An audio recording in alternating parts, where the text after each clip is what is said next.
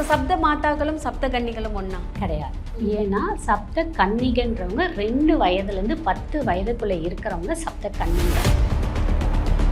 சப்த மாதான்றவங்க பெரியவங்க. ஆனால் 2 பேரையுமே நம்ம பெண்கள் வழிபடும் போது அதீத பலன் கிடைக்கும். அது இது அப்படி இப்படின்னு எப்படி பார்த்தாலும் இதுதான் ஹிட்டான ஆஃபர். குழந்தைங்க சரியாக படிக்கல, படிப்பில் வந்து திணறாங்க, ஞாபக மறதி வருது, அவங்களுடைய கான்சன்ட்ரேஷன் வரலன்றவங்க பிரம்மையை வணங்கலாம். சப்த மாதாக்களை என்னைக்கு வழிபடணும்? நாட்கிழமை ஏதாவது இருக்கா? கண்டிப்பாக இருக்குது. நம்ம வந்து எந்த பரிகாரமும் பண்ணி நமக்கு பழிக்கல, நான் வந்து திரும்பவும் கஷ்டப்பட்டுட்டே இருக்கேன், எனக்கு குலதெய்வம் கோயிலுக்கு போக விட மாட்டேங்குது, குலதெய்வம் கோயிலுக்கு போனால் தடங்கள் வருது, குலதெய்வமே தெரியல, அவங்க எல்லாருமே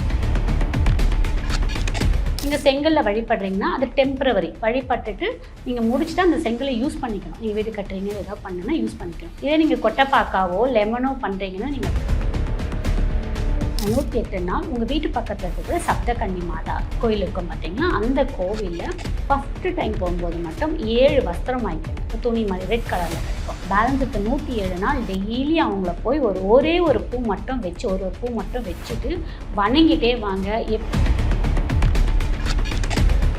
வீட்டில் வந்து மகிழ்ச்சியே இல்லை, சண்டை சச்சரவாகவே இருக்குது, புரிதலே கிடையாது, செல்வ வளம் இல்லைன்றவங்க எனக்கு பிரார்த்தனை செய்யுது.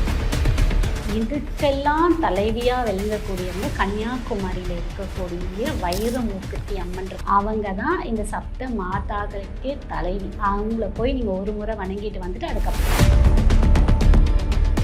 குறைந்த விலை நிறைந்த தரம், தங்கள் தேவைகள் அனைத்தும் ஒரே இடத்தில். ஜெயச்சந்திரன். வணக்கம். வணக்கம். எப்படி இருக்கீங்க? நல்லா இருக்கு. ஸோ நிறைய விஷயங்கள் நம்ம வந்து மக்களுக்கு ரொம்ப தெளிவாக எடுத்து சொல்லிகிட்டே இருக்கோம். இதில் ஒரு முக்கியமான விஷயம்னா வந்துட்டு வீட்டில் பார்த்தா வந்து முக்கியமாக ஒரு பூஜையை வந்துட்டு யாருமே தவற விடவே மாட்டாங்க. சப்த மாதாக்கள் பூஜை அப்படின்னு வந்துட்டு பெண்களை வச்சு பூஜை பண்ணுவாங்க. சப்த மாதாக்கள்னால் யார் அப்படிங்கிறத மக்களுக்கு தெளிவாக சொல்லுங்கள். சப்த மாதாக்கள்ன்றது வந்து ஒரு தேவர்களுக்கும் மக்களுக்கும் ஏற்பட்ட இன்னல்களை போக்குனவங்க தான் சப்த மாதாக்கள். ஏன்னா நமக்கு பராசக்தி, அன்னை பராசக்தி தான் ஒவ்வொரு 7 உருவமாக 7 அவதாரமாக எடுத்து சப்த கன்னிகளாக அனுப்பி அந்த அரக்கர்களை அழித்து தேவர்களையும் மக்களையும் மீட்டெடுத்தாங்க. அப்போது அந்த 7 பேர் வந்தாங்க பார்த்திங்கன்னா, அவங்கள சிவபெருமானும் நம்மளுடைய பராசக்தி தாய் வந்து என்ன பண்ணாங்க, ஒவ்வொரு பேராக கொடுத்து சப்த மாதாவும் வணங்க சொல்லிட்டாங்க. நிறைய பேருக்கு சப்த மாதா குலதெய்வமாகவும் வருவாங்க. குலதெய்வமாக இருக்கவங்க குலதெய்வமாக வணங்குவாங்க. அப்படி இல்லாதவங்க ஊர் எல்லையில், அதாவது முன்னாடியெல்லாம் ஊர் எல்லை, ஊர் அம்மன் அப்படிலாம் இருக்காங்க பார்த்திங்கன்னா, அங்கே கண்டிப்பாக சப்த மாதாக்கள் இருப்பாங்க. சப்த மாதாக்களை வணங்கும் போது நமக்கு கிடைக்கக்கூடிய அபிவிருத்தியான பலன்கள் சொல்ல அளவே கிடையாது, அவ்வளோ பலன்கள் வரும். இதில் நான் ஒரு கேள்வி கேட்குறேன். எல்லாரும் வந்து சப்த மாதாக்கள் அப்படின்னு சொன்னால் சப்த கன்னிகளும் சப்த மாதாக்களும் ஒன்று அப்படின்னு நினச்சிக்கிறாங்க. ஸோ சப்த மாதாக்களும் சப்த கன்னிகளும் ஒன்றா? கிடையாது. ஏன்னா சப்த கன்னிகன்றவங்க 2 வயதுலேருந்து 10 வயதுக்குள்ளே இருக்கிறவங்க சப்த கன்னிங்க. சப்த மாதான்றவங்க பெரியவங்க. ஆனால் 2 பேரையுமே நம்ம பெண்கள் வழிபடும் போது அதீத பலன் கிடைக்கும். சப்த கன்னிகள் வந்து அவங்க ஒவ்வொரு அவதாரமாக பராசக்தியிலேருந்து எடுத்தவங்க. சப்த கன்னியை யாரும் நினச்சி பண்ணுவோம் அப்படின்னு பார்த்தீங்கன்னா, நம்ம வீட்டில் சின்ன வயதில் இறந்துடுறாங்க பார்த்தீங்களா, கல்யாணம் ஆகாமல் ஏஜ் அட்டன் பண்ணாமல், அது மீன்ஸ் பெரியவங்கள் ஆகாமல் இறந்துடுறாங்க பார்த்தீங்களா, அவங்கள சப்த கன்னியாக நினச்சி நம்ம வீட்டில் ஒரு பாக்ஸ் மாதிரி ஒரு பெட்டி மாதிரி வச்சு அவங்களுடைய துணிகளை வச்சு அவங்களுடைய வளையல் சாரி எல்லாம் கூட பார்த்திங்கன்னா முறுக்கி வச்சு, அதுக்கப்புறம் லெமன் வச்சு, அப்புறம் கரும்பு பந்தல் எல்லாம் போட்டு, அப்புறம் கல்லெல்லாம் வச்சு வணங்குவாங்க பார்த்தீங்கன்னா. சக்தியோட ஒவ்வொரு உருவம். சப்த மாதாக்கள் சொன்னீங்க. சப்த மாதாக்களோட பேர் கொஞ்சம் சொல்கிறீங்களா?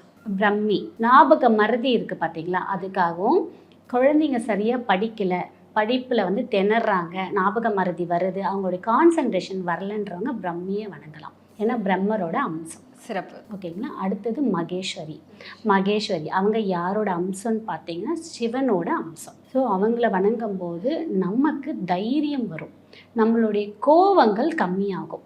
கோவங்கள் கம்மியாக ஆகும்போதே நம்மளுடைய மன தெளிவு ரொம்ப நல்லா இருக்கும். நல்லா இருக்கும்போது நம்ம எடுக்கக்கூடிய அனைத்து முடிவுகளும் நல்லதாகவே அமையும். அடுத்தது வந்து பார்த்திங்கன்னா நமக்கு கௌமாரி பார்த்திங்கன்னா முருகனோட அம்சம். நமக்கு முருகனால என்ன நமக்கு தெரியுமே, குழந்தை பேர் கொடுக்கக்கூடியவர். ஸோ முருகரோட அம்சம்னா அனைத்துமே கொடுத்துருவாங்க நமக்கு. அடுத்தது பார்த்திங்கன்னா வைஷ்ணவி விஷ்ணுவோட அம்சம். விஷ்ணுவோட அம்சம்னா நமக்கு செல்வ வளம் கொடுக்கக்கூடியவர் விஷ்ணு. செல்வம் மட்டும் இல்லை, லக்ஸரி லைஃப், நம்ம என்ன ஆசைப்படுறோமோ அது அனைத்தும் கொடுக்கக்கூடியவர் விஷ்ணு பகவான். அடுத்தது வராகி மூர்த்தி. அவங்க பார்த்திங்கன்னா நமக்கு தைரியம், நம்மளோட எதிரிகளை நம்மக்கிட்ட அண்ட விடாமல் ஓட விடுறது அவங்க. ஸோ நம்மளுடைய மிருக குணத்தை அகட்டிட்டு நம்மளோட தேவ குணத்தை நம்மளோட தங்க வைக்கக்கூடியது வராக மூர்த்தி.